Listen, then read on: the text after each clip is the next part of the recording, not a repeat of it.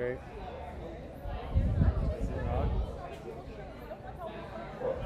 We're good? Now we're good. All right, up to you.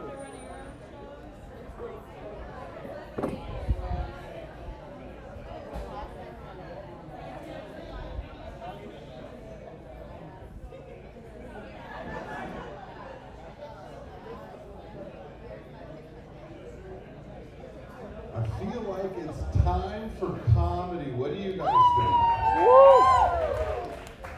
That's pretty good. That was pretty good for a first response. But you know I do this twice. I like how you play this game. Let's go back and forth. I said it's Monday night. Who's ready for some comedy?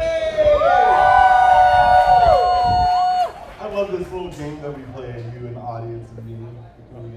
Good to see you. My name is Chino. I'm your host tonight. If you didn't know, you're here for the Comedy Simulator, a simulated comedy experience. What does that mean? Well, we are not real comedians. You are not real audience. What does that mean? Well, you didn't pay a cover charge, so lower your expectations. That's what that means. This means this is going to be a simulated comedy experience. It'll be as funny as you allow it to be. Pretend like you're a good audience, and we'll pretend like we're good comedians. You see how this works? We'll do our best. We have a weekly theme. Some weeks we do comedy or crowd work. We do comedy every week. Sometimes we do crowd work. Sometimes we do heckle night. Not tonight, friends. Put it back. Sometimes we do topics from a bucket where they riff off of whatever they randomly get. We've done the wheel of comedy. What else have we done? So many different comedy nights. We had a critique night last week. That was fun. A little slow, but it was fun. This week is just simply new material. Don't stress yourselves, comics. Just tell some new jokes. Audience, don't have to give too much tonight. Just be here, be present, listen to the jokes, laugh if they're funny. If they're not, just don't make that sour face then. Because we can see that when you cross your arms and look at that. Not you, that arm cross is friendly. There's a difference between angry arm crossing and friendly arm crossing. That's friendly arm crossing. No, your fingers were open. If you hide your fingers, that's negative arm crossing. That's a negative, exactly.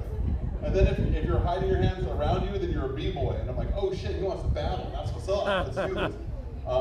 We're also live streaming the show. This is on our live stream YouTube channel. Don't worry. One people maybe are watching currently.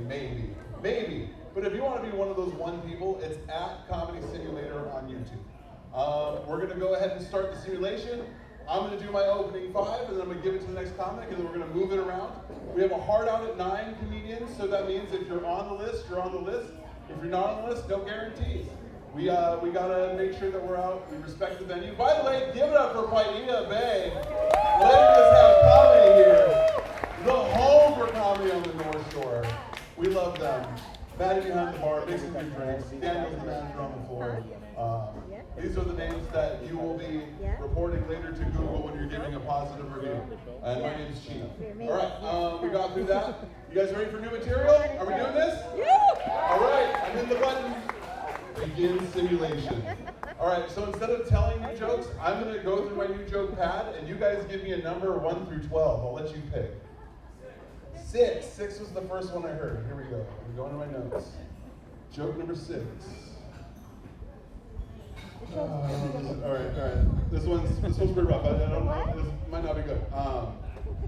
You know when you bump into a friend in an airport, and you have that forced conversation where if they're not really good friends, you have to kind of like make up some ground, try to be more excited about it. I bumped into one of these friends where I was like, ooh, I kind of forgot their name. Kind of acquaintance, but I was like, hey, how's it going? And he's like, it's Rob. I'm like, Rob, sorry, it was tip of my tongue, Rob. What are you going to Oahu for? Anything fun? He's like, we're actually going for a funeral. And I was like, you didn't let me finish. Are you going for a funeral? Yeah, he had the same reaction. All right, there we go. That's why they're new jokes. You know, you never know if they're going to win or not. All right, who wants another number? 4. I heard a soft 4. I heard a soft 4. Who said they want a soft 4? No, Corky's like, no. I can tell when Corky objects. That's very specific. Oh, okay, this is a good one. I was being annoyed by one of my friends today, but it was also while they were telling me that they're an empath. And I'm like, you don't fucking feel that? Serious? You don't and she just kept on reading my tarot. It was, yeah, all right, that was a quick one. All right, I got one for you. So I was at a museum in Los Angeles when I just went out recently, and there's an aerospace museum where they have astronauts' helmets. And I got to see inside the astronauts' helmet, they have little brushes. I was like, what are those little brushes for? They're like, actually, that's so the astronaut can scratch their face when they're on a spacewalk. And I was like, that is fascinating. Because you know that space helmets didn't always have those brushes. It was probably the first astronaut that got out for his first spacewalk and saw the beauty of space and was like, wow, this is incredible. It's just miles and miles of nothing. It's really awe-inspiring.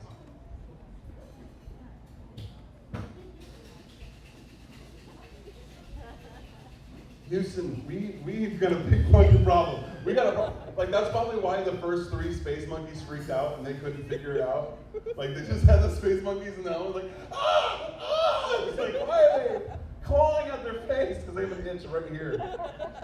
How long do you think you could last with an itch on your face for in space? Throw out a number. 15 minutes? 5. A few minutes, right? The average spacewalk is 7 hours. Can you imagine that? You're just like, just let me spin into oblivion. I don't want. All right, that's a new one. All right, give me one more number and we'll give it to the first comic. 1. 11. What was that number? You said 11, I said 1. 1. A lot of ones. Whatever's got a 1 on it. All right, I'll take the double one. I'll take double one. Okay, here we go. I feel like football is like astrology for men.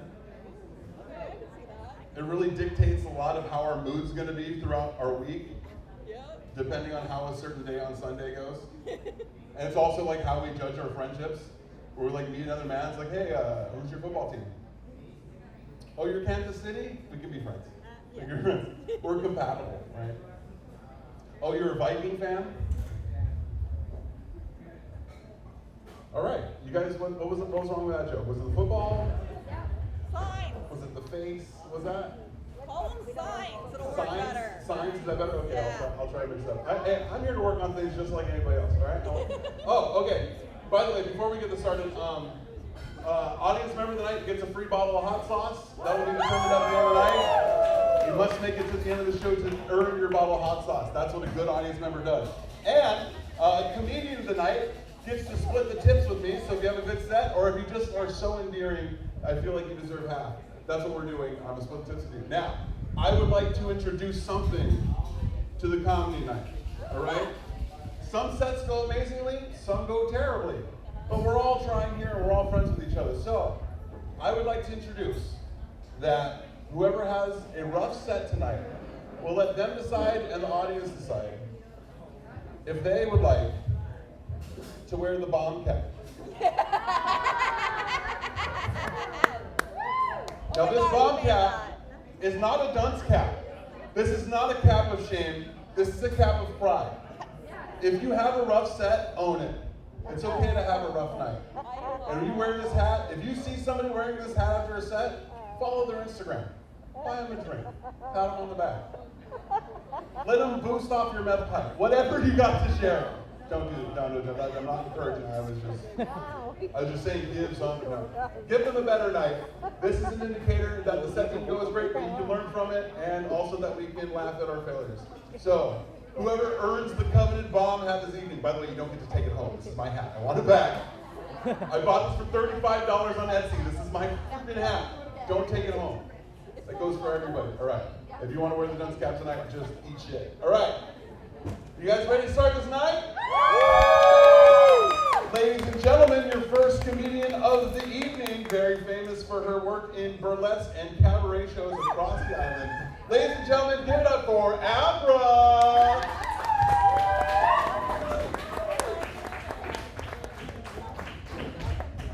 Thank you, Chino. Hi, everyone. I'm Abra. Oh, it's so good to be here tonight. I see so many beautiful friends in the audience. Hi. You're not my friends yet, but you're beautiful. That's right. Look at you guys. So, my name is Abra. My Iowan parents wanted me to be a magician. Yeah, I know. I really disappointed them by becoming a farmer. Yeah. She got it. She's from the Midwest. And now I'm trying to be a clown. Yeah, I'm trying. Anyway, but everyone, you remember my Hawaiian name from last week? Say it with me. Hello, I'm Afra. We'll do it every week. It'll be like a sing-along. Holy crap. All right, let's take a deep breath. Okay, feel better. Are there any parents in the house tonight? Anybody who has had children? By the way, Chino, the worst thing besides an itchy face and space is giving birth. Because you're literally trapped in that tube, and you could actually die. Just saying, it's worse. You don't want to scratch your face off, but I mean, anyway. Yeah. So no parents here. Way back there. I know. It's shameful. It's okay. It's okay. I love my kids when they're like really well behaved. So mostly while they're sleeping. Yeah. I'm trying really hard to like not cuss around them. So I tell them I have Tourette's to make up for it.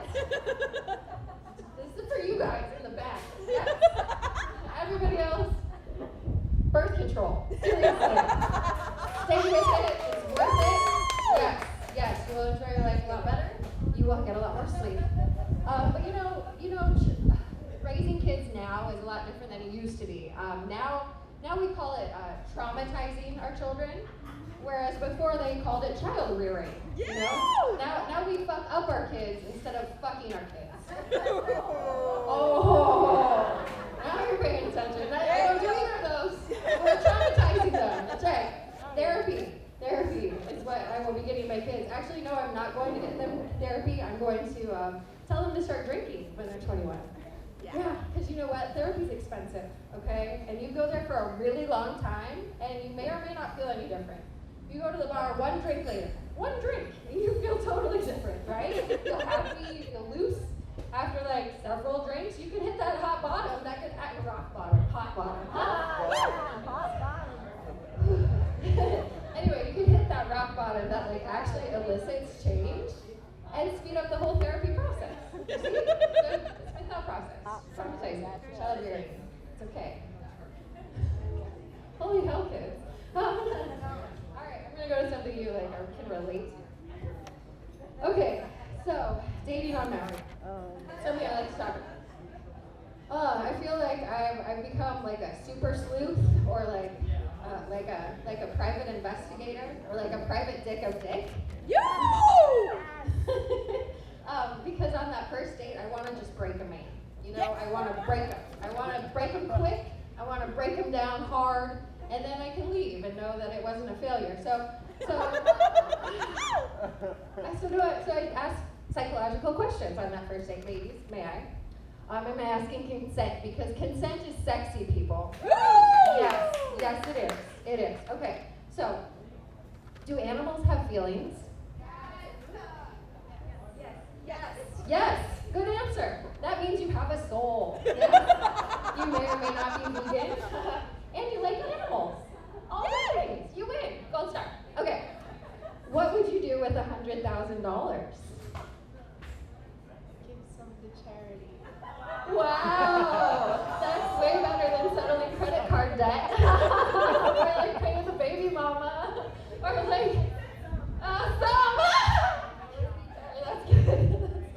I like these questions, and I love your answers. Okay, one more. How do you feel about vasectomies? Rock on. Yay! That's also my answer. Kind of like, woo! Free pass. That's right. Single moms love vasectomies, people. And then on that first date, I like to cry. Yes, I like to very openly cry, like sobbing. And just to see if they'll hold me, you know, that's the proper response, by the way. If you see someone crying, you hold them, unless they're like in an alley or covered in vomit. Don't do that. Don't do that. But I do this just to see if they'll hold me, or if they're gonna pat me on the back like a dog, because nobody likes that. Okay, last joke. I'm worried about getting older. So I got the app, the facial yoga app. Yeah, I started doing it 5-10 minutes a day, stuff like that. Yeah, and after the third day I canceled the app because I'm like, I'm old enough to call this a blowjob. And that's right. Blowjobs cure wrinkles.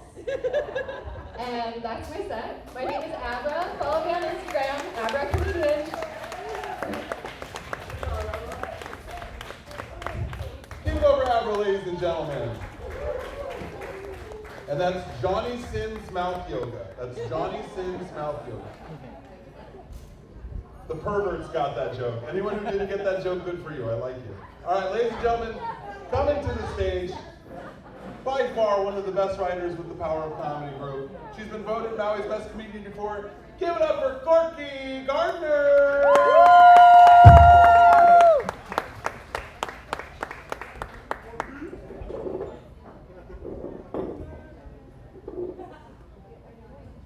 Hot bottoms. Hot bottoms. How you guys doing? So there's a new book called Let Them, and I thought I'd send a copy to the police department to see if they can get on board. Someone asked me if I can, they said they wondered if I can communicate with the dead. I'm like, I can't communicate with the living.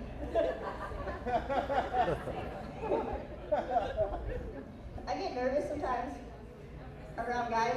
One time I had a hairbrush in one hand and a cup of coffee in the other. And I'm sitting next to this guy and he's talking to me. And while he's talking, I went to brush my hair, but I dumped the coffee on my head. And he's still talking, but when he looks over, all down my face and my glasses, he's like, what happened? And I don't know, I get nervous. I get nervous, things happen like this. But man, and my hair was not good either. Anyhow. Well, okay. And then in San Francisco, I accidentally winked at somebody because I was at a bar and I was trying out my winks because I hadn't winked at anybody, and it worked. I didn't think it would. And then I'm like, oh no, how do you unwink? Because I was just trying out my winks. And he came back to me and he's like this. He's like, like, next time, not so bad. And I just stared at him blankly like he lost his fucking chance. And my friend's like, let's go. That's why I don't drink.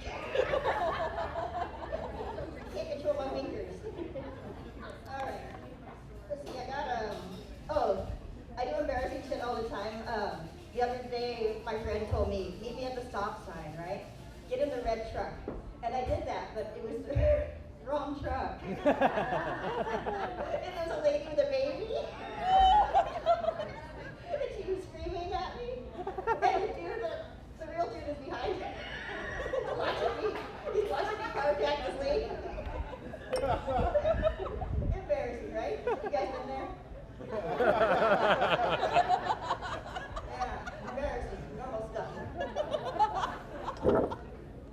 I hate when the microwave beeps.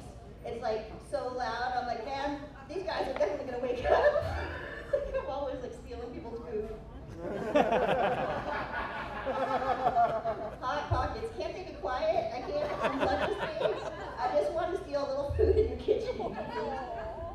Quiet. Okay. I went on dental, you call it a dentist. I went to a dentist. And the dentist is like, are you married in a relationship or divorced? Do you use alcohol, cocaine, or other drugs? I'm like, is this a dentist or Match.com?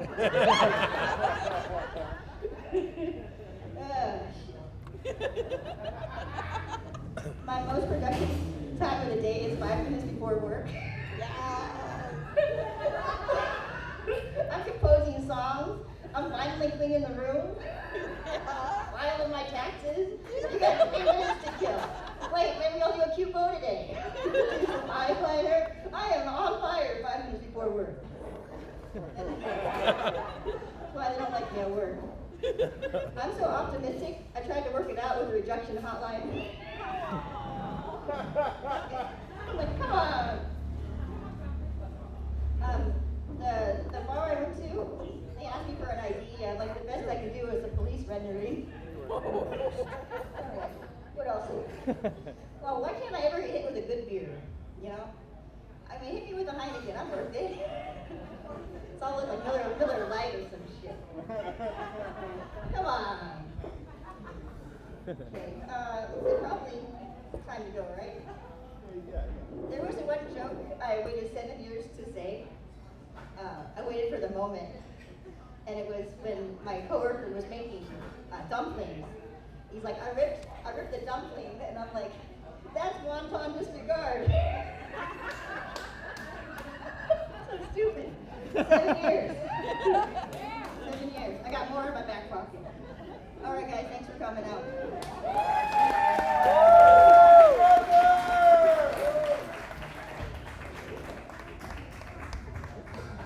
What did I tell you? She's freaking hilarious, right? Give it up one more time for Courtney Gurney.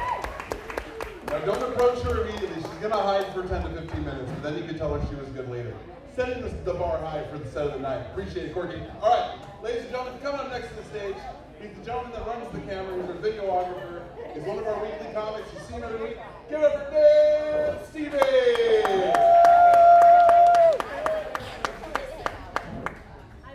All right, I am Dan Stevie. Let's keep it going for Chino. All right, we're starting this show off great.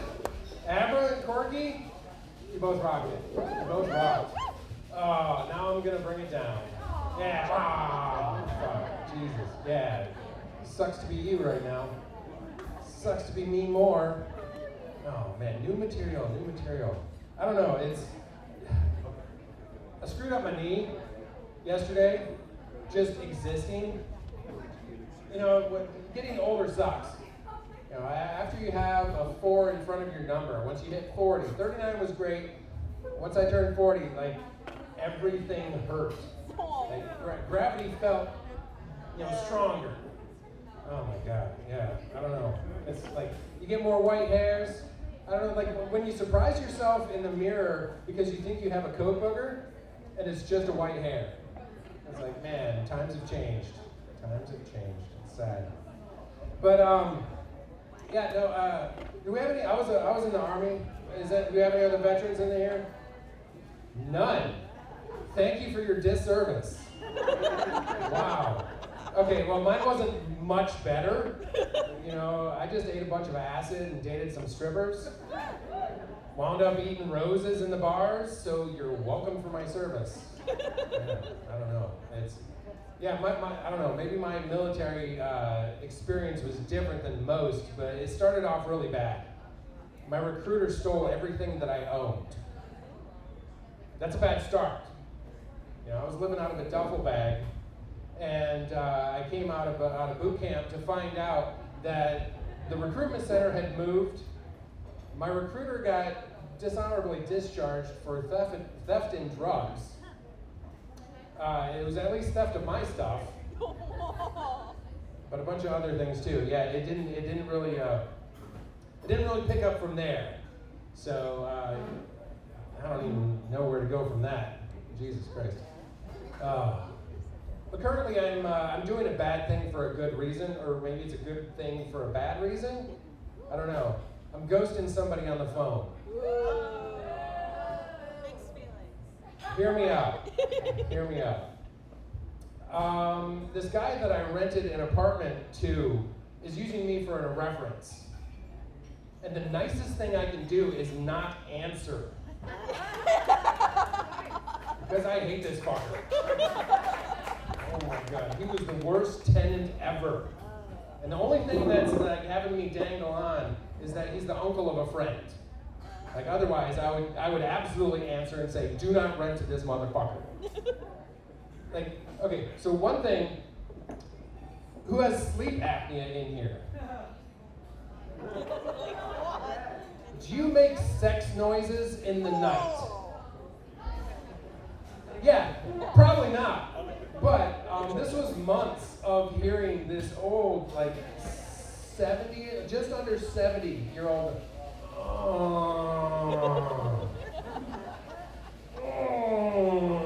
was like, dude, what the fuck are you doing? I know he's not having sex, but he's like, no, I have sleep apnea. It's like, that's not what that is. I guarantee you that whatever doctor you went to, you need a second, third, and fourth opinion. That's not sleep apnea. And yeah, I don't know. He just left his TV running all night, would fall asleep to it, and it's very thin Maui housing construction. So you can hear everything. And I'm hypersensitive anyway, so if I hear something, I hate it. And it was just constant. So I'm being polite and not helping him get a new apartment. I thought that was a saintly thing to do. Life, meh. I had a bit of a Scooby-Doo moment the other night.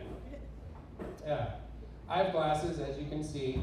Have you ever misplaced your glasses and need other glasses to find your glasses? Yeah. Thank you. Yeah, you're doomed, because I don't have another pair of glasses. So this was me pulling a Velma on the bedroom floor in the morning, trying not to wake my wife up. And all I could say was jinkies. Sucks. Oh, all right, one more minute. All right. Let's see. Hey, did you guys know that they're canceling pennies? On top of everything that's going on in the world, they're canceling pennies, which should have been done a long time ago because it costs 5 cents to make a penny. And it costs 15 cents to make a nickel. That's the government for you. Yep. It's windy. Yeah, this is fucking up the recording here. Okay, last one. I'll finish up with this. All right, so I hear like the maternity numbers, like the birthing numbers, are going down in a lot of places. And the number one that kind of popped out at me was North Korea. They're having less and less babies. And what does a dictator need? They need little dictator tots. All right, I'm Dan Stevie. That's my time.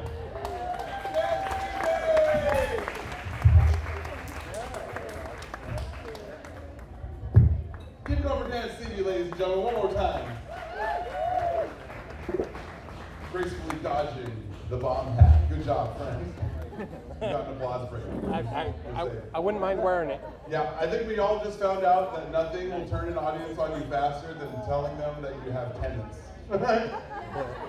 I think I see a room of renters here. It's okay. I'm one of you too. Or one of us. Is it us and them yet? I don't know, not yet. All right, ladies and gentlemen, your next comedian coming up to the stage runs the monthly show at Parlay that we just did this Thursday, which was a fantastic show. It was a fantastic show. It was a great show. Ladies and gentlemen, get up for Rhonda Lee Kidd! Keep it going for Chino LaForge.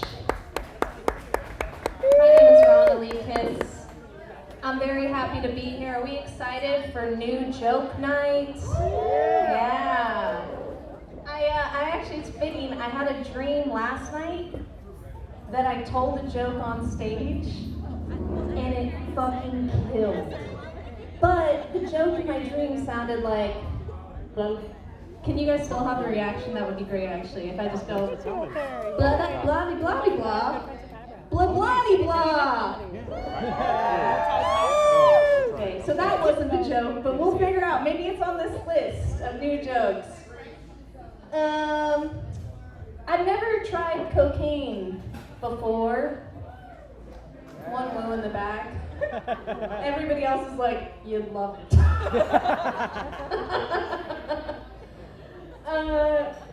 I don't know if I should be offended that when I tell people I've never done cocaine, they're like really surprised. They're like, you? Okay. But yeah, they're like, why? Is there a reason you've never tried it before? And I'm like, have you seen people on cocaine? Because for a long time, I didn't even know what that looked like. For the longest time, I just thought all my friends had really good late night business ideas. And were really interested in everything I had to say, and just had to use the bathroom all the time. I was like, you know, we've all got bladder problems, and then I realized, I was like, oh my God. Everybody's doing coke in the bathroom. And then they'd ask me to do it, and I was like, no. I'm not religious anymore, but I think I can still go to hell. Should I do coke? Yeah. Okay, we'll do a cheer thing. I'll do a yes or no. If you think I should not do coke, cheers. If you think I should do coke, cheer. If you have coke, cheer. Okay. So that wasn't the dream joke either, but it was fine. I'm happy with that. Maybe for comedy, right? I should probably be like, just experiment. Write some jokes about doing coke, right? Should I do coke?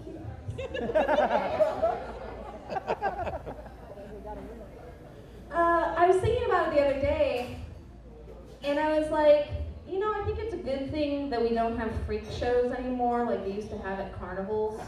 You know, because they're mean and they're otherizing, and it's just essentially like making fun of somebody with a deformity and putting them on a public platform to do that.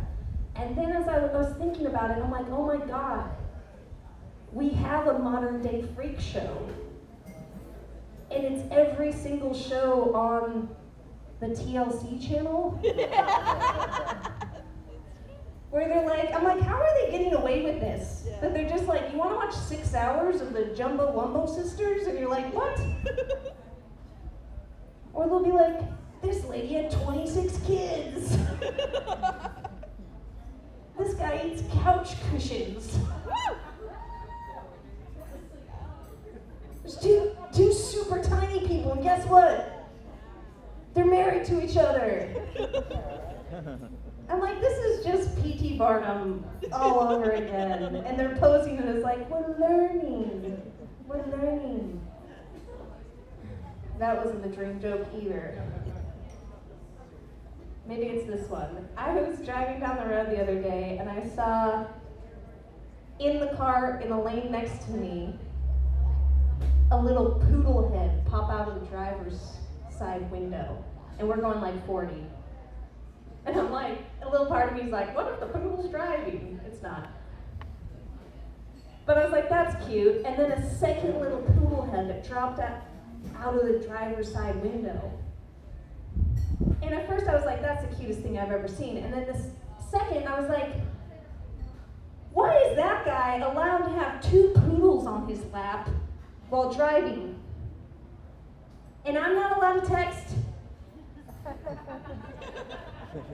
Okay, that wasn't the dream joke either, but we're working on it. My name is Rhonda Lee Kids. Please put your hands together for Chino LaFord.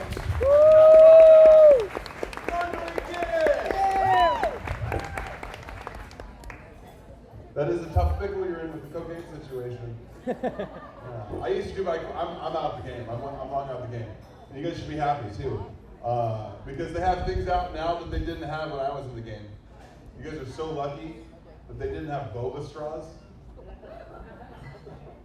Have you guys seen the size of boba straws? Do you know how many parties I could have ruined? Hey Chino, you want a bump? Yeah, sure. Where's my key? Holy shit, what happened? I need it. How am I gonna get home?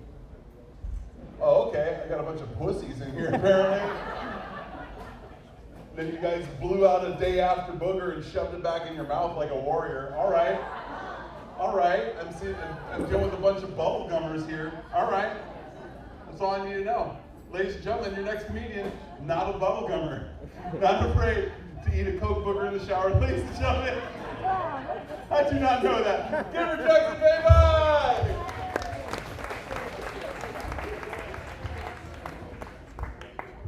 I think Chino has a camera in my shower. No, I'm one of those people that, you know, you gotta touch the stove to find out it's hot, right? Which is just how I tell people I've gotten a DUI before.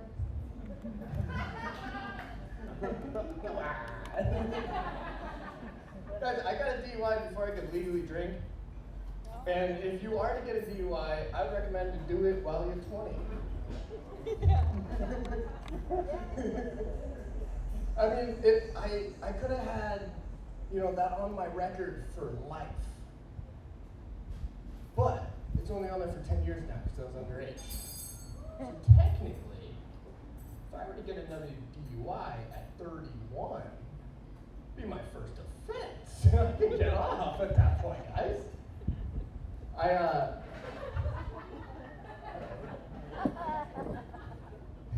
laughing, I hope you get a DUI in the way. Just kidding, I don't know. No, I told my family about it and stuff, except for my grandmother and my little sister. Because like, my little sister's always been like, so innocent. I didn't want to tell her. Like, she was the kind of kid that like, if somebody said cunt in front of her when she was a kid, she would go, hey, don't use the K word. Yeah, I didn't want to tell her I got a DUI. And then I was just back with her at a casino, and she was driving home. And she said something about drinking and driving, and I looked at her like, real serious, and I was like, hey, never drink and drive. And she just looked at me like with a little knowing smirk. And I was like, wait, do you know what I'm going to say? She was like, yeah. I forgot we're in the 21st century. I asked her how she knew. She Googled my name, guys. My name just comes up on Google. So yeah, luckily my grandmother can't use Google.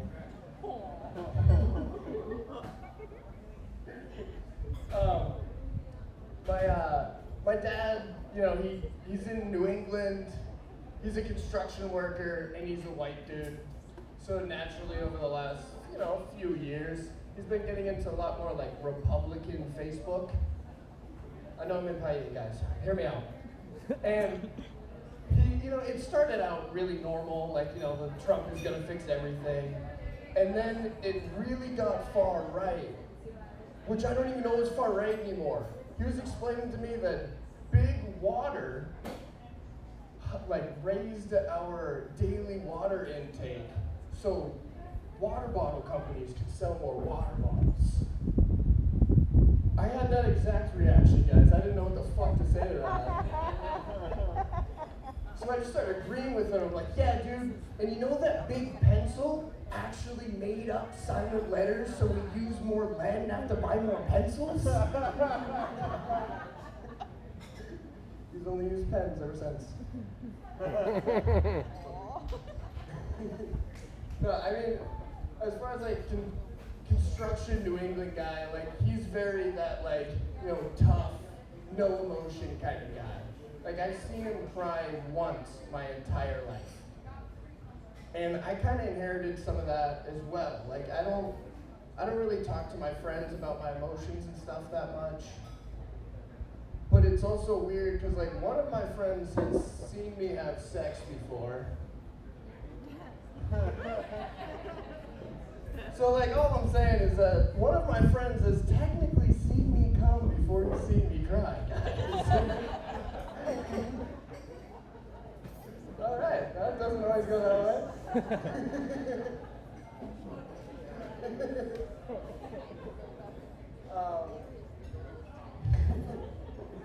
So we're in Paia here. So we got any single people in here? Single people?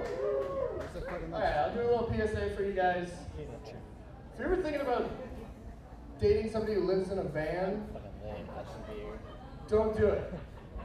Don't do it. I did it for you. She gave me my first line of ecstasy and it turned out to be meth. No, I didn't like it, guys. I actually didn't. And then I started doing that bit and I realized like, oh shit, my parents are gonna see this. So I had to quickly call both my parents and go, hey, so just for your information, I've done math before in case you see a joke about it. And, they get all like worried and stuff. And they're like, oh, like, worried you're gonna like keep doing it and whatnot. I was like, no. If I were to, I would have never told you guys. All right, new material then, guys. Thank you very much. And thank you, Bayline. Just hold everybody's good neck. Let me know. Woo! I nailed it. You know, sometimes you just kind of get a good read on things. One more time, Jackson Bay, bye, ladies and gentlemen. Good job, buddy. John Callie, you ready? All right, ladies and gentlemen, longtime fan of the Comedy Simulator, but first time performing, right? Wonderful. You can't bring a beer on stage, unfortunately. Sorry, it's liquor commission. Cool. I hate to do this part. Ladies and gentlemen, first time on stage, give her John Callie! Hey everybody, it's Paia, by the way. I'm Hispanic, as you can all tell. I'm kind of new to Maui. I've only been out here for about 3 months. I've been visiting for a long time, love Maui.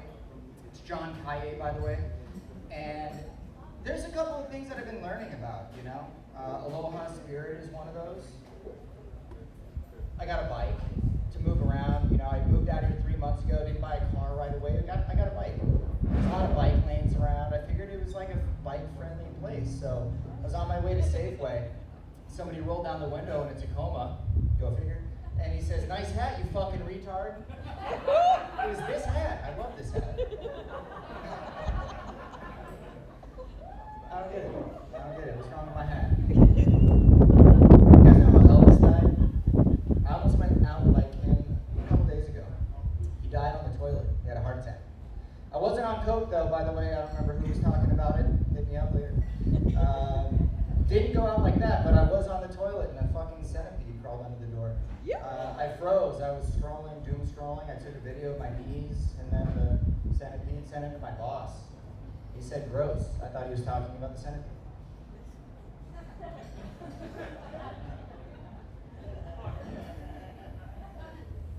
I went through a breakup like a year ago, so it still feels really fresh as a guy. You know, I moved out here because of that. It was one of the main reasons. So I feel like I can talk about her now. It's great. I took her to a hibachi for her first time. I don't know if you guys have been to like a Benihana, where the guy does like tricks. He makes the volcano with the onion. She had never seen that before. She'd always wanted to see one. She was from Mexico. She was an illegal immigrant. Loved her. She got deported. That's why we broke up. But we went to a hibachi place. I'm from Phoenix. It was in Phoenix. I don't know if you guys have been to Phoenix, but if you get sushi in Phoenix, they all say Japanese words, but they're all Mexican. And you know it's not real Japanese they're saying. It's just Spanish words with a Japanese accent. And so we sit down, and it's like a semi-circle table that we're at, and the guy's right in front of us. We were the only people there for lunch. Until a family kind of came in and sat down. I was trying to play it cool with my girlfriend. She was on one side of me. I didn't even look over. It was a family of 3. I could tell it was like 2 older parents and their adult child. Didn't really think anything of it. And as the hibachi show started to get going, the guy's like snapping his knives around, throwing fish in the air or shrimp, and he catches an egg in his hat, drops it with his spatula, catches it. It was great. And then he starts like flipping a shrimp, and he kind of points it to my girlfriend, and he's like, "You ready? You ready?" And so she opens her mouth to catch it. He throws it. She catches it in her mouth. I'm really impressed by that. But the guy that sat down with this older couple was like, "Wow, she's really good at catching things in her mouth." And I don't know. I just like felt emasculated for a moment, and I was about to say something, and I look over, and I realized the guy was kind of a downy. Like retarded, kind of like me on a bike, and so I like immediately like shifted gears, and I was just like, yeah, she is good at that. And then the hibachi guy, this Mexican guy, starts acting like he's gonna throw one to this other, guy sitting next to us. And so he opens his mouth and he's like, "I want one!" And the guy throws it, and it's a shrimp, and it like goes in the air, fish hooks this guy. I'm not even kidding you. The hibachi guy literally acted like he had a fucking fishing pole and goes, "Fish on!" Right? Fish hooks this kid. And I've never been the same since I saw that. It was a magical moment. I'm John Paia, guys. It's my first night on stage. Let's give it for Chino. Thank you. Thank you, John. Appreciate it. Keep it going for John Kanye, ladies and gentlemen. I will respect your ethnic pronunciations when you respect our kahakos and okinas out here, all right? Woo! It's Hali Miley, bitch, not highly Miley. I want to hear that. All right. Ladies and gentlemen, We are in luck. We have a visiting comic from another scene. Maybe perhaps a professional. Ladies and gentlemen, all the way from Louisiana. By the way, you don't have to do new material. Please impress us, impress your friends. I believe you're hilarious. Get over to Garrett Nelson!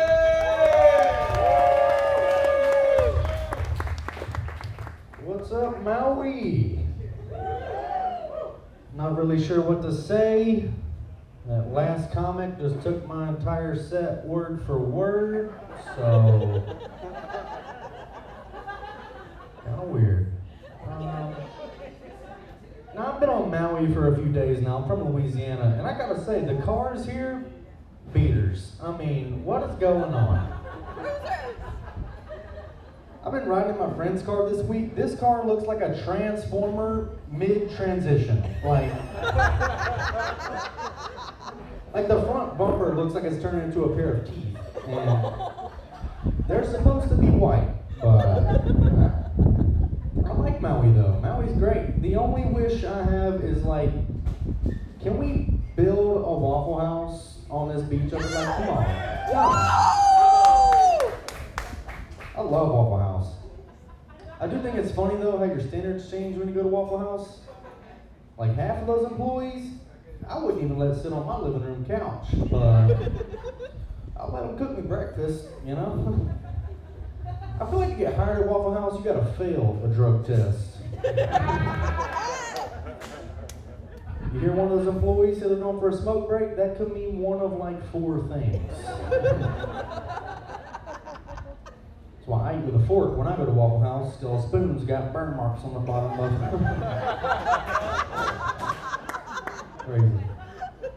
I'm glad y'all came out tonight to support live comedy. This is great. Give it up for yourselves, yeah. Even though there's only like 20 of us in here, you know, we don't even call it stand-up comedy when there's only 20 people. We call it awkward. Good. It is. I'll prove it. No, my name is Garrett. I'm from Louisiana, and a little bit about me. Growing up, my family was poor. I mean, we weren't like poor, but we definitely didn't do any luxurious activities like taking our dog to the vet, you know?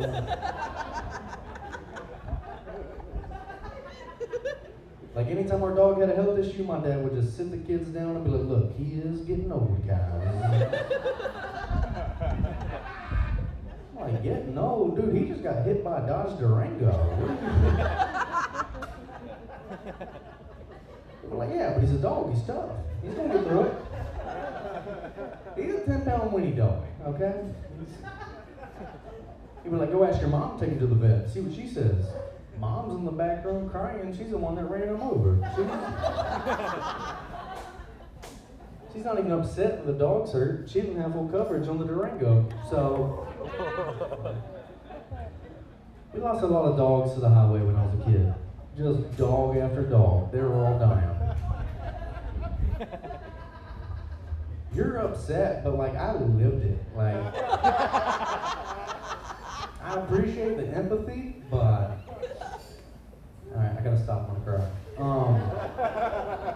But no, we went through a lot of dogs. Like, so I learned when we get a new dog, don't get too attached to him, because he ain't gonna make it that long. And unfortunately, it's followed me into my adult life. So now I'm talking to a girl and I start to like her. I'm like, don't get too attached, because what if she gets heartworms, you know? What if my mom pulls in the driveway too fast and runs her over? I don't know. Can't have that. We went through so many dogs in our backyard, pretty much just turned into like a dog graveyard. It's upsetting. My dad was just burying dogs all over the place. Like, I don't know how fossil fuels work, but I feel like one day that land is gonna be worth a lot of money. Either that or 200 years from now, archaeologists are gonna be digging there like, what natural disaster took out all these animals? Just 18-wheelers and parvo. That's it. Our dogs didn't die from natural causes. What are you talking about? Speaking of death, I skipped a funeral to be here tonight, so glad we had a good turnout at least. It's alright. I've been to enough funerals recently. I went to a black funeral the other day. After that, I'm convinced that white people don't actually care about each other. Everybody's screaming and crying. Dude, you go to a white guy's funeral, even the family's checking their watch. They're ready to eat lunch. I remember my first funeral was traumatizing. I was 4 years old, little boy, and my grandma's sister had passed away. So we go to the funeral, the whole family's standing by the casket, talking, viewing the body. And I just thought that we were at church. I didn't know what a funeral was. And so my grandma picks me up, leans me to the casket and goes, "Do you remember her?" I'm like, this is our first time meeting. No. You know, there's a reason that they lay the casket at a certain height. If you're not tall enough to see the body, you probably shouldn't. So, now when people ask if I remember my great Aunt Louise, I'm like, yeah, I remember her. She wasn't really in her prime when I met her, but at one point we were pretty close. Hey guys, y'all have been great. My name is Gary Nelson. Thank y'all. Give it up for Chino.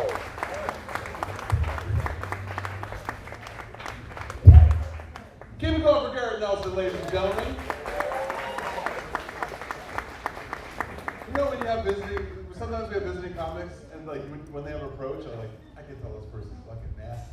Thanks, Garrett. Thanks for sharing your form of not like nasty, gross. I mean like sick with it. You know what I mean? Do kids still talk like that? I don't fucking care. That's how I talk. I don't care if I sound stupid. I sound stupid from my own life. All right, ladies and gentlemen, coming to the stage right now, a man of many names. I don't know what to call him on most nights, but tonight we're calling him Nigel Thompson. Get over Nigel Thompson.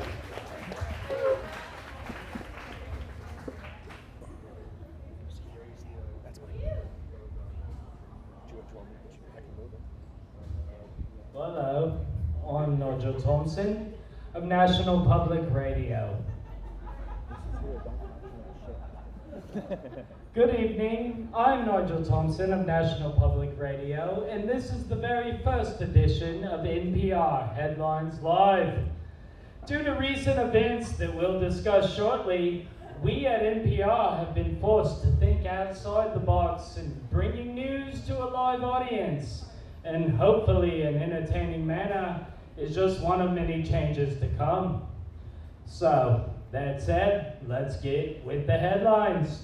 We'll begin tonight in Washington, where the malignant mushroom-membered mongrels of the Trump administration have vowed to cut federal funding to public broadcasts such as NPR over unsubstantiated and frankly idiotic claims of bias by Trump and his legion of bootlickers. A spokesperson from NPR on Sunday wrote on X, "The fascistic fuckfaces of the Trump administration have cut off our funding, citing bullshit claims of bias among the reasons for this absolutely batshit decision. We at NPR exist to serve all Americans, regardless of their politics, even if we find their politics retarded and repugnant. This move will most harm NPR's affiliate stations, including those that serve the inbred supporters of the current regime. I have personally converted to Catholicism as of this morning so that I can pray. Not only that the American legal system holds up in our favor, but that Trump is personally sent to hell, where he will spend an eternity repeatedly having his eyes pecked out and getting skull-fucked by Satan." Trump took to Truth Social almost immediately, saying, "If anyone is doing any skull-fucking around here, it is me, the greatest skull-fucker who ever lived. Eye-patched pirates and marauders line up outside the Oval Office to get their skulls fucked by the best. Just ask your mom."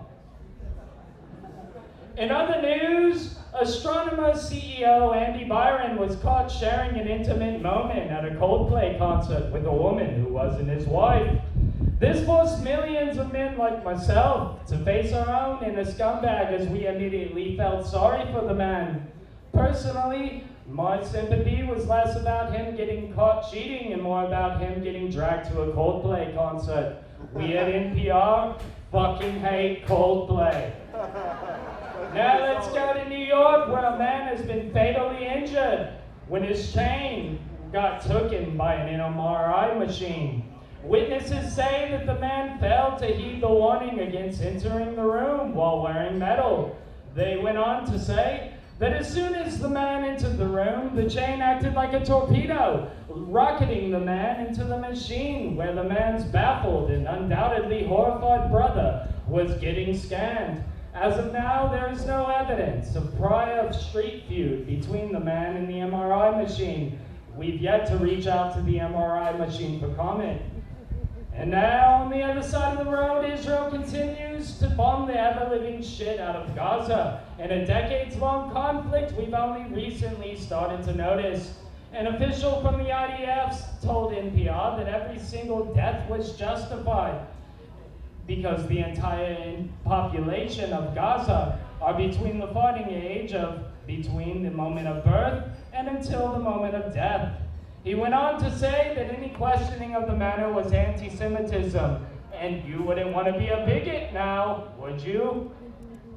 After seeing the conflict for myself, I can't help but ask, is this bombing campaign a bit excessive? And in breaking news, NPR host Nigel Thompson has been fired for anti-Semitism, and it is likely he'll have his citizenship revoked by the Trump administration.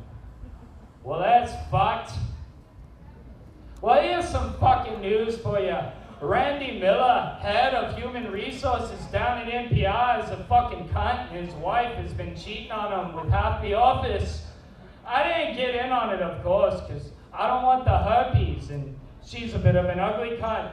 Speaking of ugly cunts, Jason Dunham, down at finance, is probably on the Epstein list, and he definitely shit his pants at the management retreat last summer and tried to blame it on the smell on a gardener.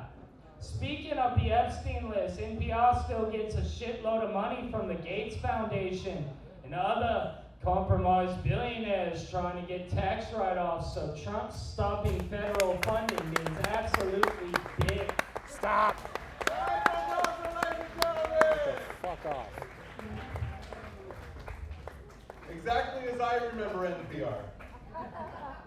Unlistenable after 2 minutes. No, I'm serious.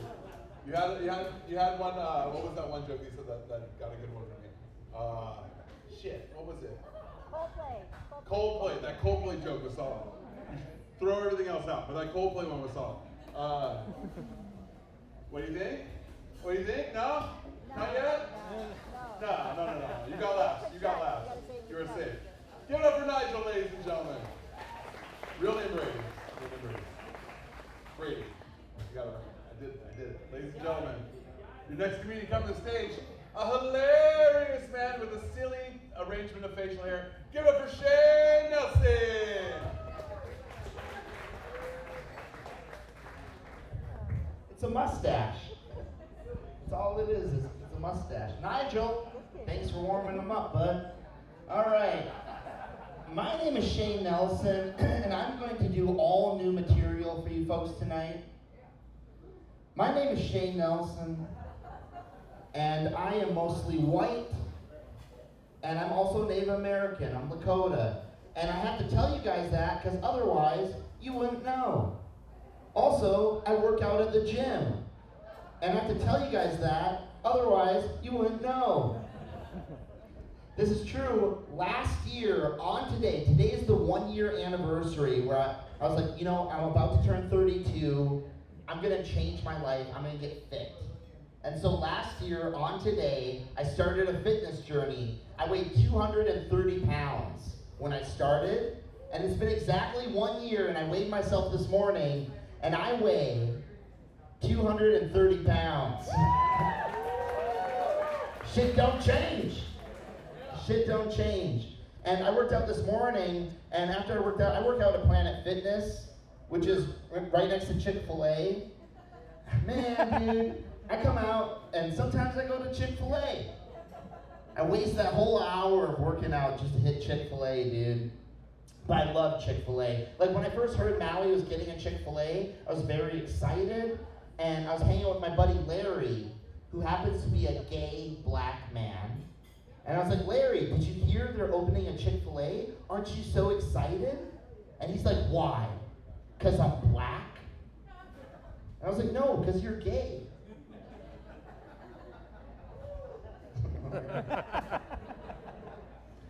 You guys probably heard from NPR that there's a shortage of pilots. There's a shortage of pilots right now, and normally it takes 2 to 3 years to become a pilot, but because there's a shortage, they're doing a shorter course to get more pilots. So now, instead of 2 to 3 years, you can become a pilot in 1 year. They're calling it a crash course. Did you guys hear that these astronauts got stuck in space? You guys hear about that? I know. I'm a little late to the. I feel like Russia trying to get to the moon. You know, I'm late. So there were. I'm gonna do this joke. 2 pilots got stuck in space, a man and a woman, and we all had the first same thought when we heard about this, right? Like, are they gonna have sex? Right? We all thought it.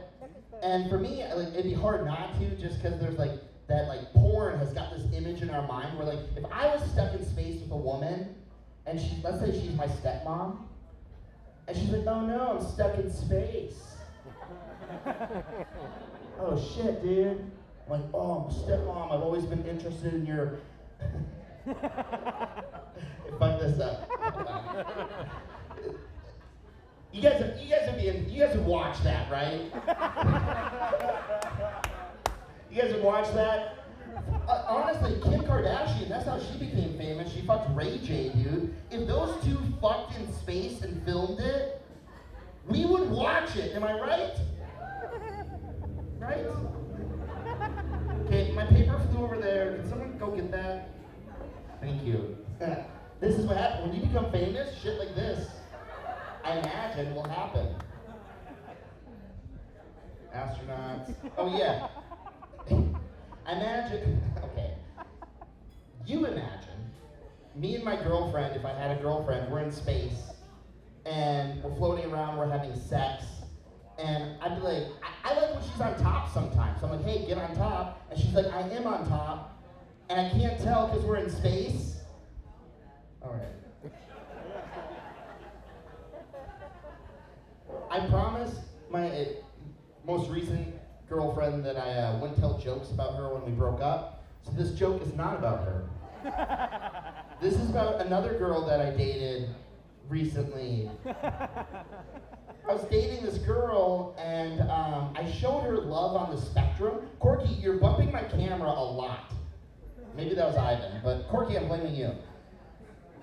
I was dating this girl that's not my most recent ex, and I showed her love on the spectrum. And she binge watched it. She loved it. And she called me up and she's like, hey, you could do better. You're not doing enough. Yeah, love on the spectrum raised the bar in my relationship, which is not fair because how do I compete with did I do the 1 minute? Okay. How do I compete with those guys, you know? Like, those dudes, they're like, they say everything I think and everything I feel. They're always like, love is an emotion that burns like a sword. And like, I can say that, but I just feel retarded when I do, you know? I had another joke with I forgot. Fuck. All right, my name's Shane Nelson. Thanks for coming out, everyone. Bye.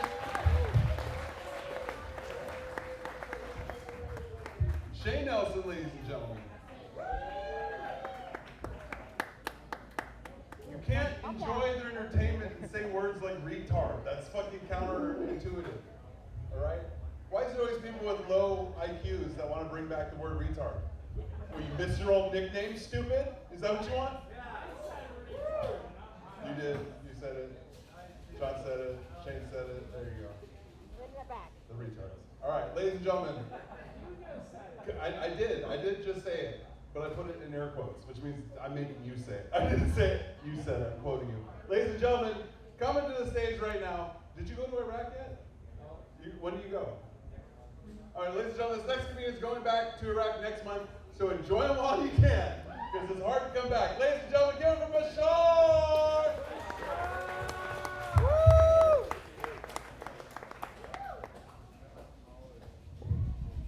it going for Chino, guys.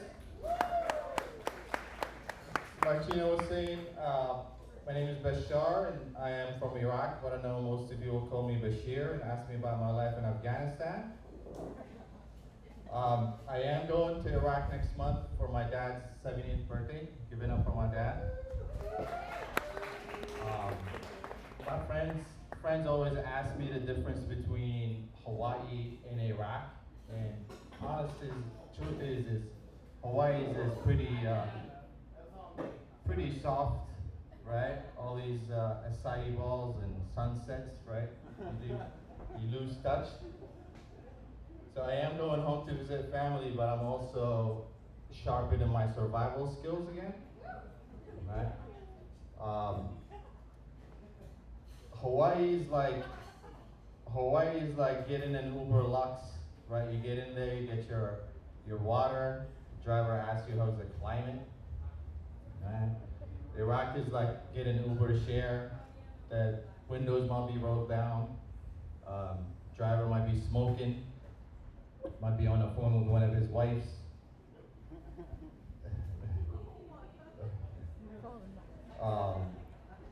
Over here also we have laws, we have crosswalks, right? When you get to a crosswalk, all these cars stops like you're some kind of endangered species, right? In Iraq we don't have those. We have trauma, right? It's just you, your legs, and a prayer. Right? People hear that I'm Arab and they assume Dubai. And I'm like, no, I'm the kind of Arab whose family vacations were just moving during war. Okay, on another topic. So I feel like we collectively use the word balance a lot, right? Like, let's see, where am I going with this? I feel like it's overused that it's using its weight, where now balance is just basically drinking tequila and electrolytes at the same time. Right? Like I was following this girl that captioned something on Instagram saying, healing isn't linear. Right? And then went on a trip with this guy named Sage to Tulum and changed her name to Moonlight for the weekend. I'm like, what are you balancing? Hormones and delusion? Okay, moving on. On the other hand, I have a friend that had to surgically remove his tonsils so he can do cocaine without getting infections. And somehow I just respect him more, right? You know that man is not searching, right? That man had a purpose and he removed his airways to pursue that. Okay. You guys ever lie on your resume to get a job? Right? Well, I do that with my whole life to my parents, just so they'd be less ashamed of me. Right? I'm still trying to convince them renting scooters on Maui is a real job. Right? If they only knew what I did prior to this. I lived in Spain with no papers. Basically took whatever job I could get.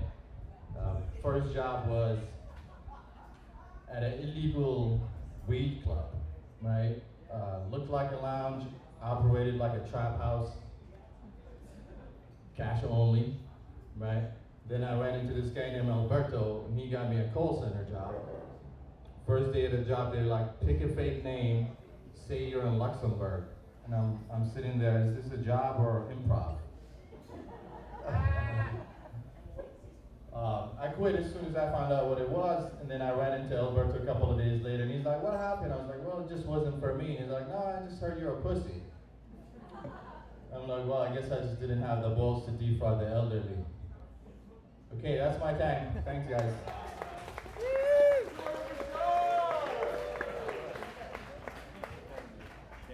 Bashar, you had some great punches in there. I just think that, like, third world comedy is hard in first world areas. You know what I mean? It's like, you know what's funny about when the UNICEF truck doesn't show up? You know, it's like, See, you guys feel that, right? That shit kills. Kills it. No, all right. Bashar, one more time. Give it for Bashar. He was comedian of the week last week.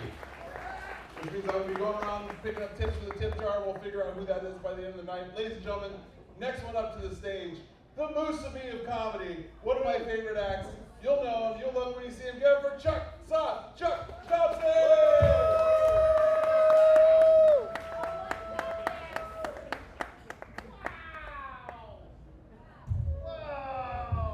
Holy shit, give it up for Chino LaForge, everybody. Whoa. Give it up for the Waffle House table in the corner. Whoa! They call it a Waffle House, but it feels like a Waffle Home. And I love Chino so much, not just because his tits are gorgeous, but because he suggested that an open mic do something fucking crazy. That we all do original material. I know, I get it. So let's burn through all our fucking terrible jokes. If you're a Siamese twin, I'm genuinely afraid. We are gonna go through the worst of the fucking worst. Except for you, Doug! Okay. Are you guys ready for the worst jokes that I don't want to tell at a dive bar in Kihei? Waffle House! Waffle Home. Waffle Condo with the 500-month HOA. Are you guys ready for the worst jokes I've ever written? Yeah, buddy! Growing old is tough, dude. I grew up in the 90s, dude. I used to love bands like fucking Blink-182. When my parents were being pieces of shit, I blast all the small things. I fucking love that shit. I watched TV the other day. BMW is playing Blink-182. That's not punk. There's no joke to that, but fuck those fuckers. I fucking hate them. Oh, man. My favorite musician, Trent Reznor from 9 Inch Nails. Clapping now.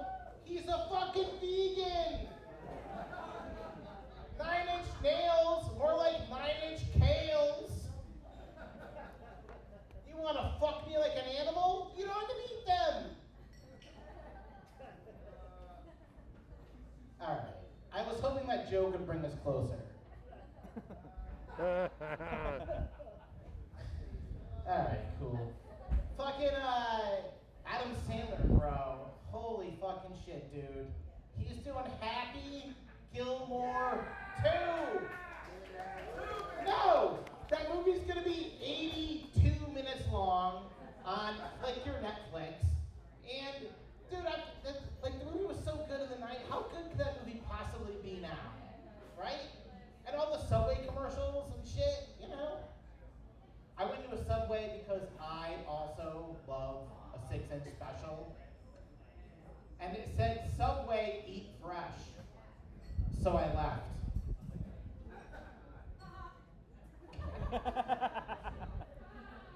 If your voice is hoarse, go to the medical center.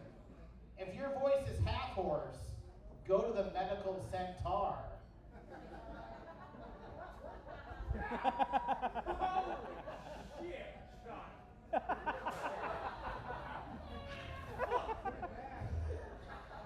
Okay.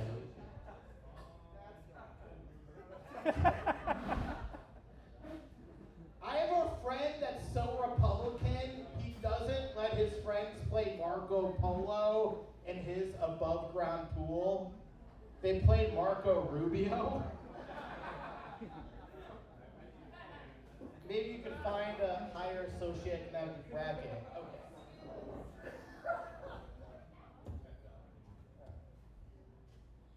Did I do my joke about deja vu yet?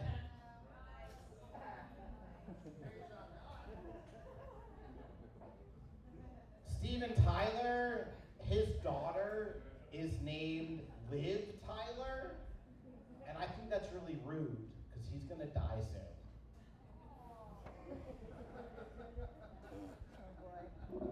I love boobs. I love them so much. I could have been taller, but in 7th grade, I was like, God, please make sure I'm short and fat forever. And he did, because God totally exists. I love boobs so much, I grew my own.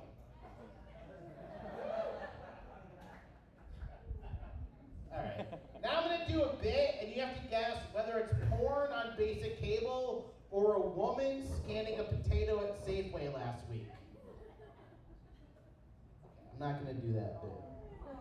But I did record a lot of porn basic cable growing up, and then I sold those VHS tapes to people, so I'm a real spice trader.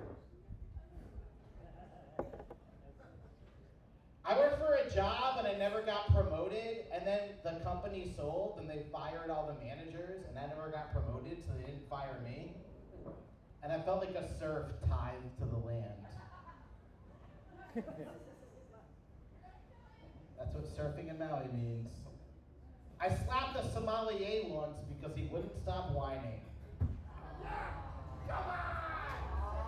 Come on! No. I was reading a children's history book about Holland. Does anyone think it's weird that growing up there's a children's book tale where you stick your finger in a dike to save the day? What's up with that? It's never worked for me. Shitting is the most asinine thing we do.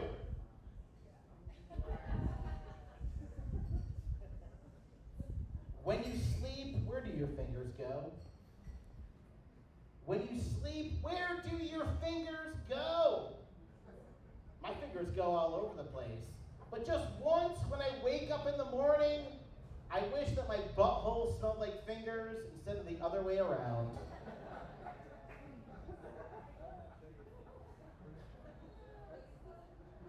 Such a smart crowd. Wordplay is just as important as foreplay. That's what my mom always said. Okay. I got one for you.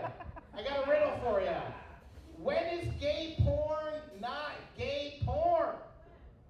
When it goes straight to DVD. Okay. This is like the worst night of my life, and I love all of you.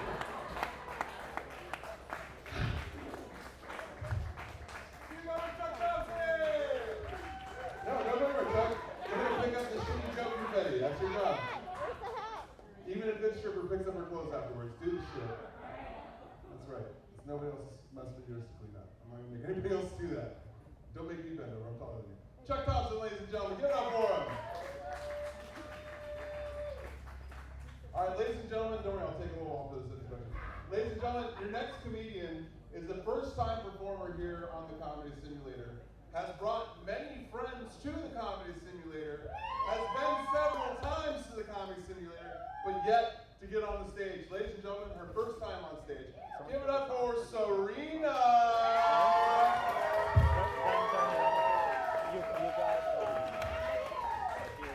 All right, easy on me. So I've been reflecting a lot on my values, and when I was younger, I was such an intense, like, fuck the patriarchy kind of girl, and as I've been working for the last 15 years or so, I'm like, we can keep a little bit of that, you know? It's like, my wet dream is if my husband just left the house for 8 hours a day and just let me smoke weed on the couch and diddle my skittle alone. That'd be nice. I don't have a husband, I know, shocking. Yeah, so I was really reflecting too. I used to live on a commune back in the day in Eugene, Oregon. Has anyone heard of Eugene? Yeah. Eugene, Oregon. So it's pretty much like the cold version of haiku, where it's like anarchist, old dyke. And so they did a little too much acid in the 70s, a little more intense hippies than here. They're kind of soft here. And I can say bold, a little bit. I can say bold dyke because my aunt is lesbian, so I got permission with her.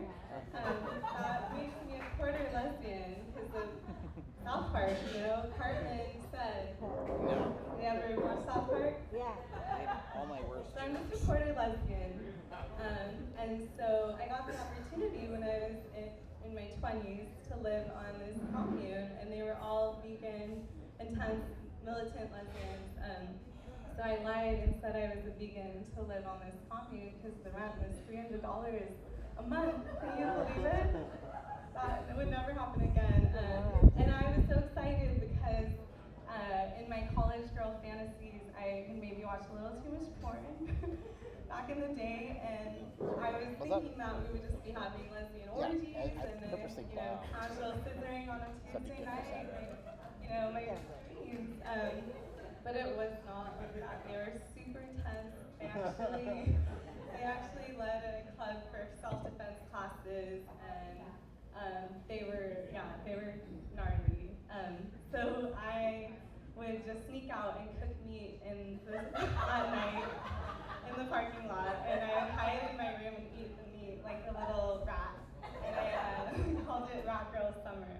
And then one time, I thought everyone was gone, so I cooked eggs in the big girl kitchen, and this lady came home and she was like, "Oh, what the fuck is that burning flesh?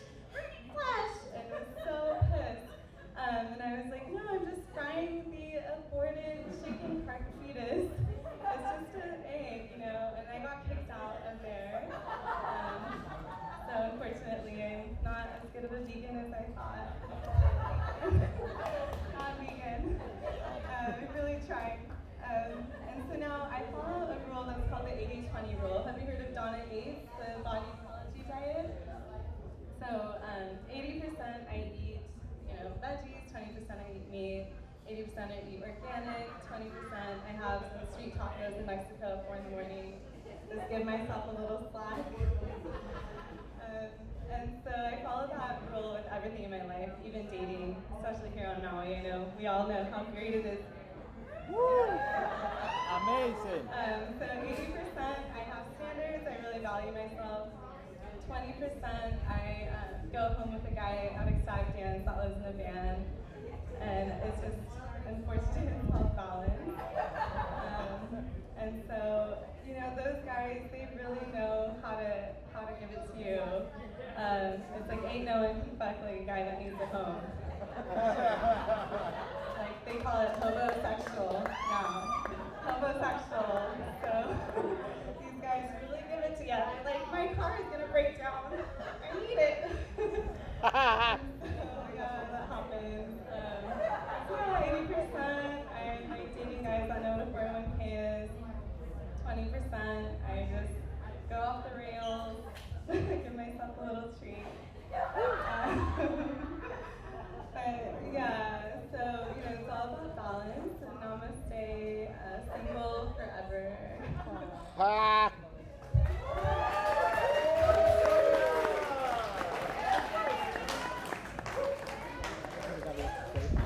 First time doing comedy, ladies and gentlemen. One more time for Serena. Before getting on the stage. Good job. Good job. Well done. Full 5 minutes. Well done. As opposed to the regular stage. All right.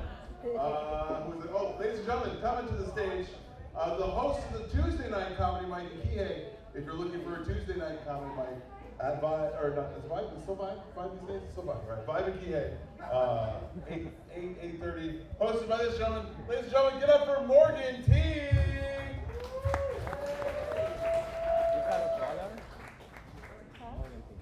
I guess, yeah. All right, way to go. Thank you, Chino. And come on, you can do it. It's okay. He's a little nervous. It's not his first time on stage. It never gets easier. It just gets more fun.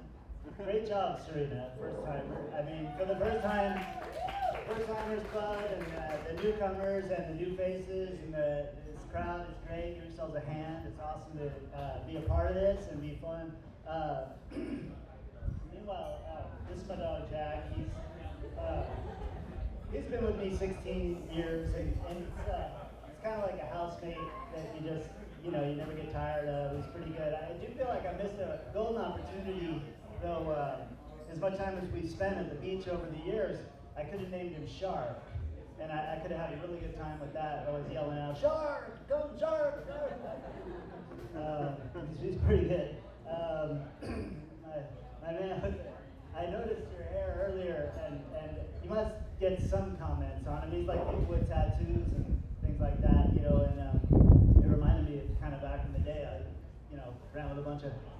rockers, and they have, you know, a lot of extreme haircuts, and I even have one too.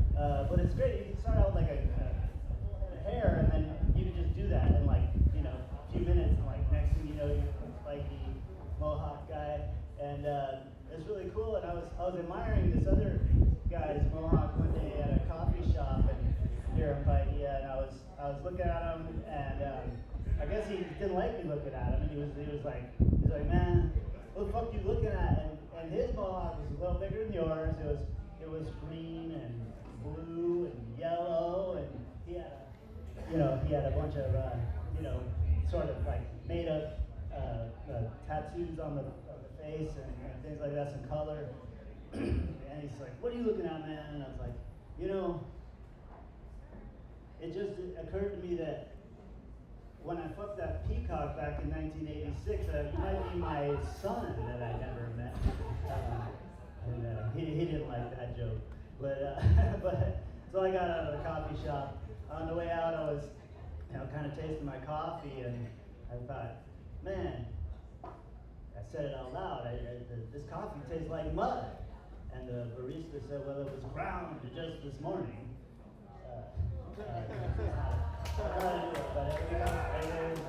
Thank you. That's really that one.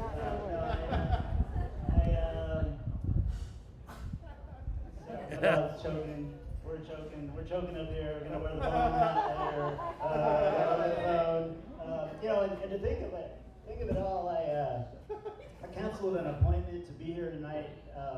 It was with the sperm bank. I just called them up and told them I couldn't come. And it's pretty easy.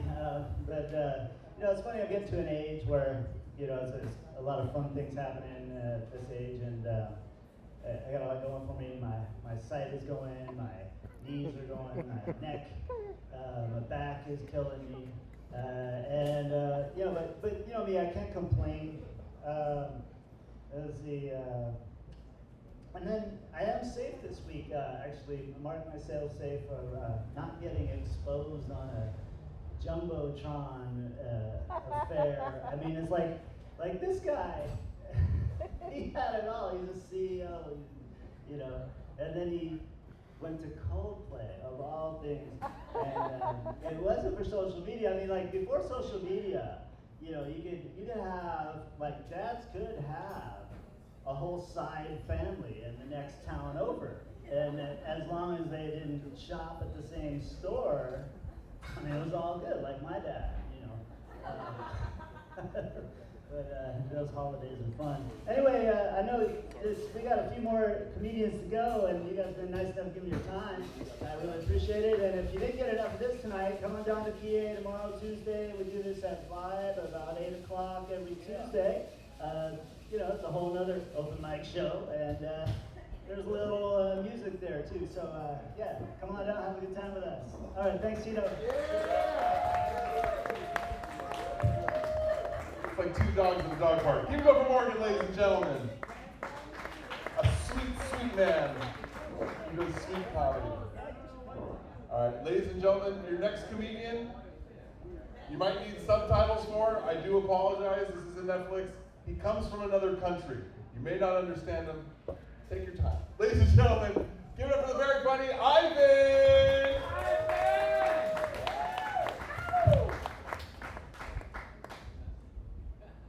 I did take my time. Actually, it took me like 15 hours to get here. So at the top of the show, I don't remember, Chino was talking about an astronaut suit, the 7-hour each, remember? You know, NASA made that suit from scratch. So I am from another country. I am from Argentina. I am Latino. My first language is landscaping.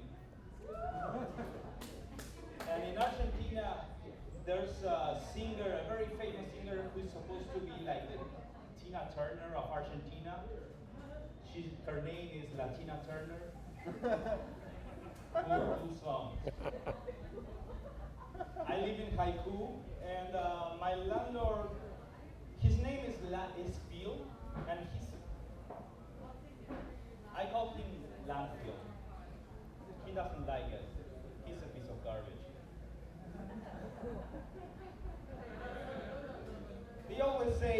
grass is greener on the other side, right?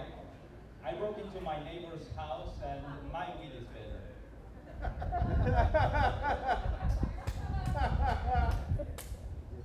Okay, here's a Mongolian soft drinks come in a Genghis Khan. Alright? Alright? My cousin works at a bank and she gossips about everything. She's a teller. Okay, here's the worst one. Hold on. You ready? Okay.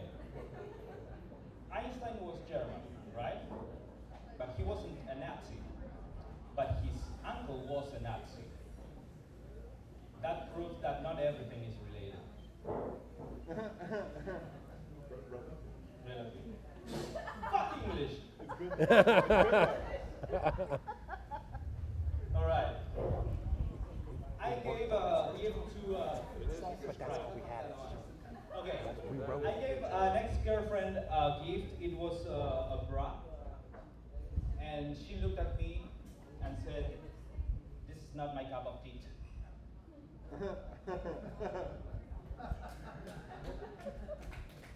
Come on, bra! Alright. Jesus Christ. Okay, this is a worse one. Masturbation is a touchy subject. We all try to avoid talking about this, but if you think about it, masturbation is beating around the bush.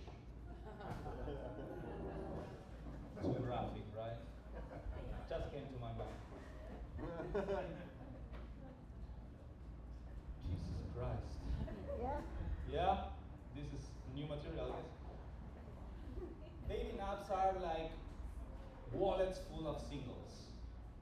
Cashiers love them, but pretty women think you're broke. This is going so great. I fucking love this night. I guess this is, I don't know. Can I change my name? Yeah. Okay, this is Walter. Thank you so much. All right, let me see if I can pull one more of this fucking mess. I fucked that one up. Okay. I got one more. Okay. One more minute. Jesus Christ. So, one thing I get a lot is when I say my name, people don't understand me because my hobby is not being understood. That's kind of the thing. And I say my name is Ivan, and they go Iva, and I'm like, yeah, that's close enough. And they go like, Iva, close enough? Are you Russian? Yeah, that's close enough. Let's close enough. Okay, thank you so much. My name is Ivan. Keep arriving! So by the way, everybody, it is last call. Make sure you've got your final beverages in. We just have a few more comedians for the night. Unfortunately, sorry comics, I don't have room for everybody on the list tonight. If you wanted to get on, didn't get on, let me know. Next week you will get a preferential spot on the list. Sorry, we have a hard out at 9 these days. Gotta change it up, change with the times. All right, coming to the stage right now, ladies and gentlemen, the winner of this year's roast battle. He's got his own show coming up on the 31st. That's next week. Give it up for Joel Hewitt.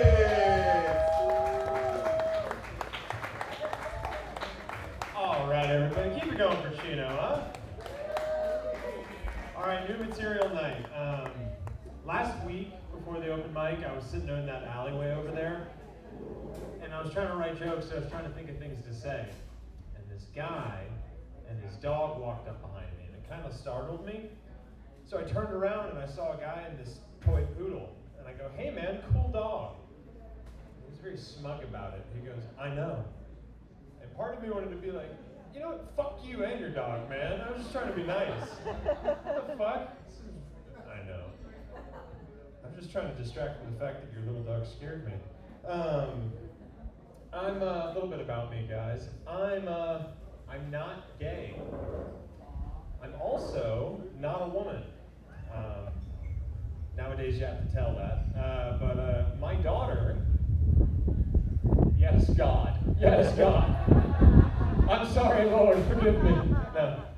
My daughter, if you asked her, she would tell you that I'm gay and a woman because I've told her that men with long hair are lesbians. And that's just how she exists in this world. And bless her little heart, she has trouble pronouncing certain words. She can't say comedian. She can't say that, it's too complex of a word. So she goes around in her little preschool and she tells her friends and her teachers, she goes, "You may not notice, but my daddy is a silly man." It's very sweet. And then she'll go, "And my daddy is a lesbian too." I got a good mom, man. Everybody give it up for my mom real quick. Yeah, she's a good lady. I got a power mom. What is a power mom? A power mom, when we go shopping, her walking speed is my full sprint, just to keep up with her, you know what I mean? My mom's been in 3 fights, and to tell you what kind of lady my mom is, when she got ready for one fight, this lady was taking her jewelry off, getting ready to square up with my mom, and my mom left her earrings on, and the lady was like, "You gonna take your earrings off?" And she goes, "Oh honey, I'm not gonna need to take these off. I'll be done with you in a second." Right, that's the kind of lady my mom is. But I saw her get in a fight one time when I was in elementary school. Let me paint the scene for you. The day was 2002, September 3rd, at around 3:30 in the afternoon at Eastside Elementary. In this corner, we have Angie Hewins in the Green Astro Band, weighing in at 120 pounds. And in this corner, we had a combined weight of 120 pounds, 2 8-year-old boys. These 2 kids beat me up at school, and I got in the carpool line, and I got in my mom's car, and she looked at me, and she saw dried blood and dried tears on my face. She goes, "Are you okay?" And I go, "Yeah, I'm okay." And she got out of the car, and she found the kids, and she beat the shit out of them. I mean, like, now you gotta imagine, this is 2002 in Cobb County, Georgia. This is before CCT cameras and all this red tape and child abuse laws. You know what I mean? But yeah, my mom whooped the hell out of those kids, and when she was done, we got in the car, she looked at me, she goes, "Are you okay?" I go, "Yeah, Mom, I'm okay." And then we went and got ice cream and went to Wednesday night church. That's a good lady right there. I got a good dad too, everybody give it up for my dad. My dad, I love this. My dad naturally was the guy to teach me potty training growing up. Yeah, at around 5 or 6 is where I mastered that. But I wasn't always proactive enough. I didn't always remember to stop and go to the bathroom. So my dad came up with his own creative way of asking me if I needed to go. Whenever he had to pee, he'd go, "Hey buddy, you wanna go sword fight?" And then we'd go find a tree. We'd go find a tree, and we'd pee on the tree and we'd cross streams. You know, it was a really wholesome moment. And that just goes to show everybody that not all childhood memories of your father's penis have to be bad, you know? And if you don't laugh at that, I strongly recommend you go to therapy with your father. Oh man, all right, I got one more joke. I got one more joke for you. My dad was also the person to teach me how to drive and do a lot of things. And I can remember the time in life where I had my last shower with my dad. I was about 5 or 6 years old. And the fact that I can remember this is probably an indicator that it happened too late in life. But I was looking up at my dad, he was washing soap out of his eyes, washing his hair or something like that. And my dad's a pretty tall guy, you know, so I happened to look up and see his dick kind of looking down at me, you know, for lack of a better description. Now, this was coincidentally the first time in life that I got my first impulse thought. Right? I'm looking up at his dick, and I went, and my dad reacted exactly as you think he would. He was like, "Oh, what the hell? Get out, man. You're too old for this shit. Like, never again." Anyway, fast forward like 15 years later, he's teaching me how to drive manual. And we got that moment where you're coming to a red light and you take it out of gear. You know what I'm talking about, everybody? Yeah. And you wiggle the stick, and I looked at him, I couldn't help it, man. I looked at my dad and I go, "Hey Dad." And he goes, "Get the fuck out, man. Get out. You're too old for this shit. Never again." All right. I got a show coming up on the 31st. Yeah, come check it out. Thank you very much. That's my time. got a Joe on the 31st here. Make sure you check it out. We also got a show this Saturday at, is it Luna Farms, right? No, No, we changed the location. Heritage Hall. Where is it? Heritage Hall. Heritage Hall. Heritage Hall, sorry, the accent. And so, it's at 401 Baldwin if you need to make it. That's this Saturday. Come talk to Ivan if you want to know about ticket information. And now, ladies and gentlemen, the last act of the night. He traditionally closes out the show. We want to thank you so much for coming out. I'll give the final statements after. But ladies and gentlemen, give it up for Doug. D-O-V-E Doug.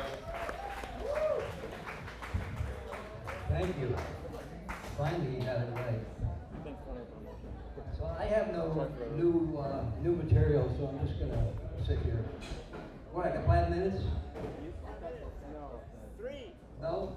3 or 4. 3 or 4.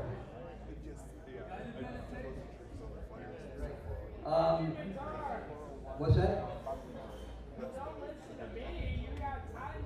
Okay. Yesterday I was super hungry. I just didn't get a chance to eat breakfast or lunch, so finally I was up at Wailuku. I finished everything I had to do. And there was this little specialty food store. And so I walked inside and there was an older woman, it was like a mom and pop thing. And there was an older woman behind the cash register. She looked pretty unhappy. Anyway, so I said, do you have any eggs? And she looked at me, she said, that's none of your business. So, and then she said to me, why, you have any sperm? I said, yeah. Why, are you hungry? All right. Looking at me, you might not believe that I was actually on the football team in college, kind of trend. But really, I had one of the back positions on the team. My position was flashback. It was my job to remind them how good they used to be. Don't all laugh at once, sir. And my girlfriend was on the football team also. Her position was in the men's locker room.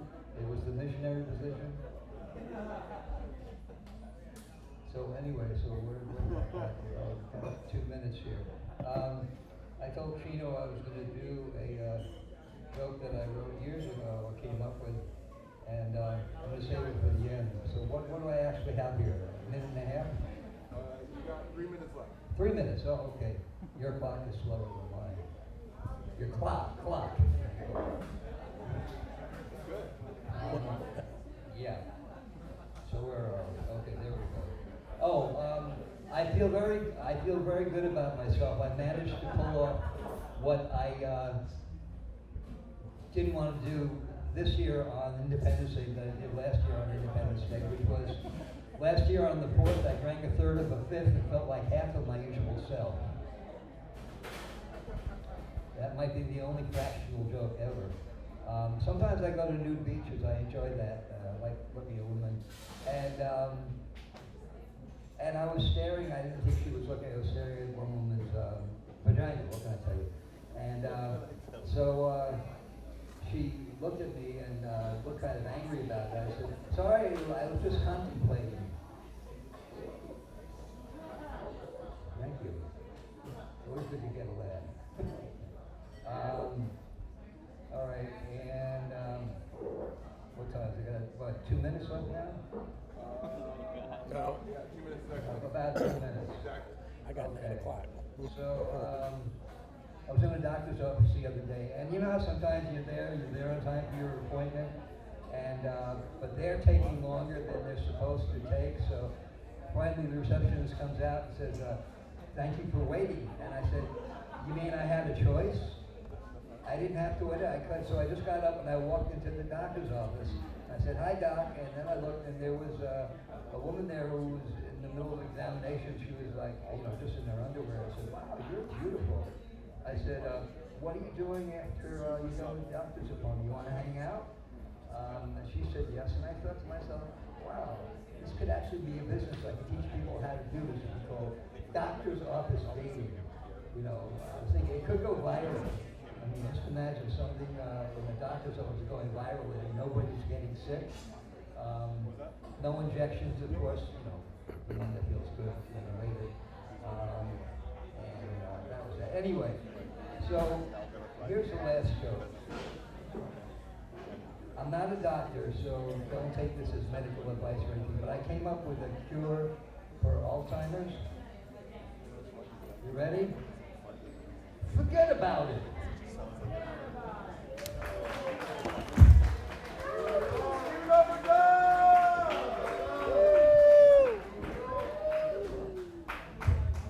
Ladies and gentlemen, that is the comedy simulator for the evening.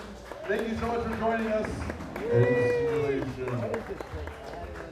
You two, you guys get audience of the night. Congratulations. You've been sitting there, well behaved, engaged the entire time. Don't think I didn't notice you. It was almost you missing the dress right behind. It was almost you. You were very close to it. Yeah, you were here since the beginning. But I just kept looking at you. You guys were here the entire time. You get a bottle of High Spice hot sauce. Congratulations. Comedian tonight, Karen. Hey, the Pride, Louisiana, right here himself. Thank you for joining us tonight, man. Thanks for spending the gas money to come out. I mean, you know how bad open mics normally are. This is not bad, right? For an open mic, it's pretty damn good, right? See, you guys don't see it. You don't see how spoiled you are. But open mic comedy across the nation is the place where people go moments before writing their suicide letter. But not here. Not here tonight. This is where we come to have a good time. How strange. Give it up for yourselves. Give it up for all the comedians you heard tonight. We love you. We'll see you next Monday. We got a show this Saturday and a show next week Thursday. Give it up for Paia Big Coffee. We love them. This happens here every Monday. Thank you so much. Get home safe. You had a good time. Tell your friends. And if you didn't, shut your fucking mouth. We don't need rumors. It's a small island. We'll see you next time. Love ya. Bye. Simulator over. Saturday, we're going to be at the Heritage Hall. What time? 6 o'clock start. 6:30 we are opening the doors. But yeah. Yeah. 6. We're opening the doors. Bring your own beer. How many stand-ups? It's gonna be 5 performances on host and live band. Yeah. How much? It's 35 at